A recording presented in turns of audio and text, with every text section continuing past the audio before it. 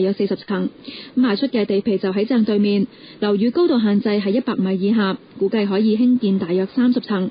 不要停工樓，不要停工樓，還我通風廊。有團體喺賣地會場外抗議，促請地產商保留通風走廊。無線電視記者郭永嘉報道。財政司司長曾俊華後日發表財政預算案，泛民主派立法會議員提出多項建議，包括增加土地供應、舒緩樓價偏高壓力。泛民主派要求財政預算案解決貧富懸殊問題，當中建議增加1000萬以上豪宅嘅印花稅，並且增加土地供應，令到樓價處於合理嘅水平。喺元朗而家有啲樓咧係賣到9000幾蚊一尺，大角咀亦都7、8千蚊咧。呢個係遠遠超乎現實，亦都好多市民呢係覺得係非常之震怒嘅。好多市民無論中產或者其他呢，大家都覺得自己係冇機會買樓，或者買咗樓呢一世呢都係要供。泛民要求增加興建公屋同埋恢復興建居屋，並且促請將跨區交通津貼由而家4個偏遠地區擴展到全港18區，預計每年會花大約10億。泛民又話，即使今次預算案會包括1億5千萬嘅5區補選經費，但係如果預算案唔符合市民嘅期望，都會投票否決。無線電視記者林子豪報道。外圍股市反彈，加上賣地成績理想，港股升過500點，收復2萬點嘅大關。但係內地股市喺春節假期之後復市，未能夠開出紅盤。賣地成績好，加上市場消化美國加貼現率嘅消息，港股最多升過533點，收復10天、20天移動平均線，全日收報20377點，升483點，成交有439億。星期三嗰時公佈嗰個所謂財政預算嘅時候，究竟會唔會推出一啲所謂打壓呢個樓市嘅政策？如果冇嘅話呢，其實港股咧再上望，你話21000左右咧，呢個水平其實都係有機會嘅。但係我預期個成交兩個方面就唔會話太過大咯。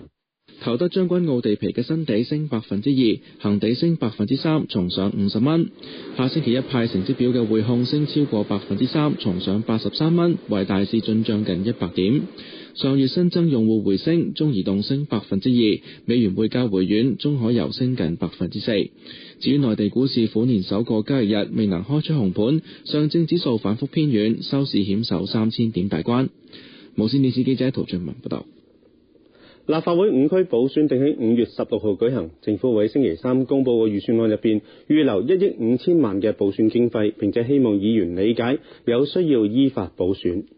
5區公投。為咗填補公民黨同社民連5位議員辭職之後喺全港5個選區騰出嘅5個立法會直選議席空缺，選舉管理委員會公佈5月16號星期日5區同時舉行補選，提名期最少有2個星期，日子稍後公佈。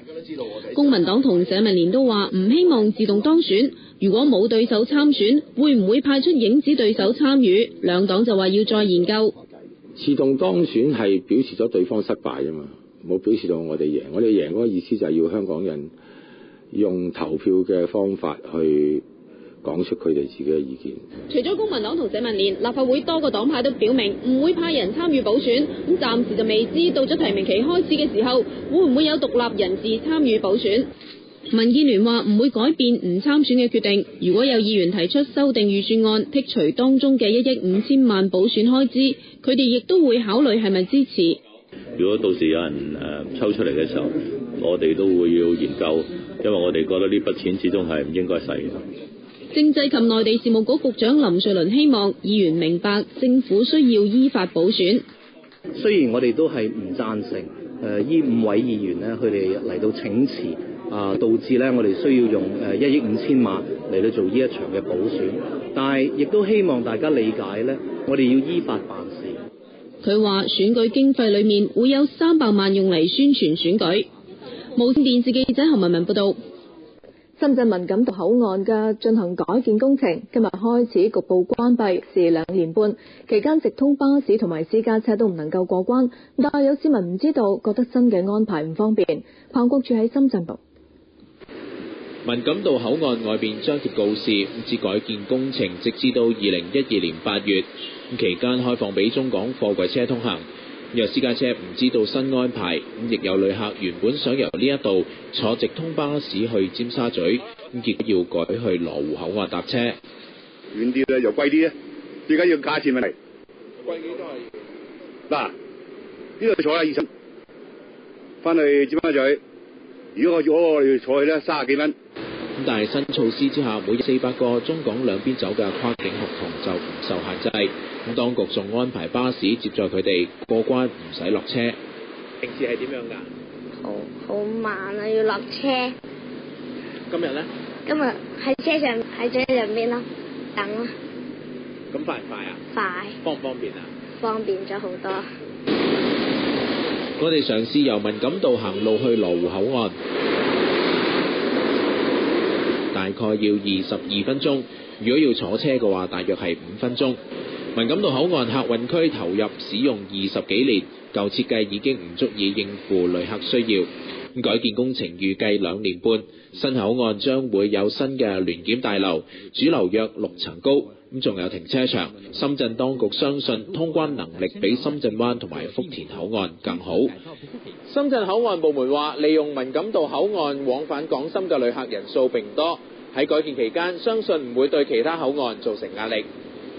無線電視記者彭國柱喺深圳報道。日本傳媒報道，日本政府已經知會中國，如果中方喺東海油氣田進行開採工作，就會向國際海事法庭提出訴訟。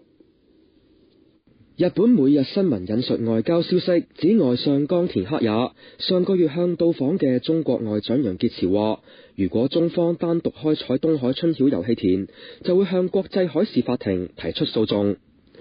但楊潔篪當時就回應話，中方擁有春曉油氣田嘅主權，無法接受日方嘅做法。中日多年嚟一直就東海專屬經濟海域劃界嘅問題有爭議，兩國對經濟區域嘅分界線有唔同嘅定義。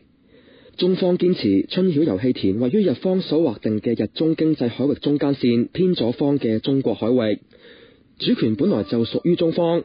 但日本政府就認為，由於海底嘅油田係連埋一齊，因此應該歸入共同開發嘅範圍。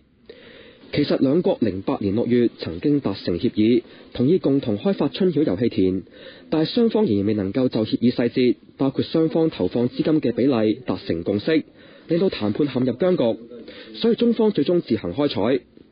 無線電視記者楊之陽報道。休息下先，翻嚟仲會報道，中環填海區一段新路聽日通車，可望舒緩擠塞。漢莎航空嘅機師罷工，本港部分嘅航班要取消。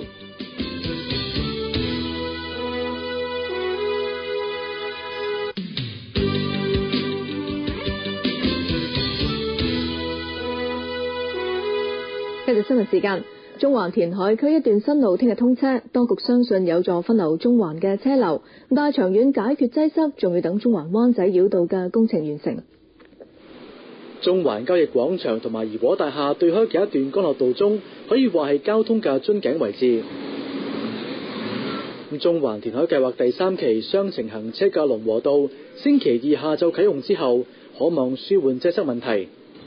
由港島西區同埋港外線碼頭往灣仔同埋銅鑼灣嘅車，可以經民耀街喺郵政總局外面轉入龍和道，經過愛丁堡廣場同埋中環軍營，連接住添華道，再接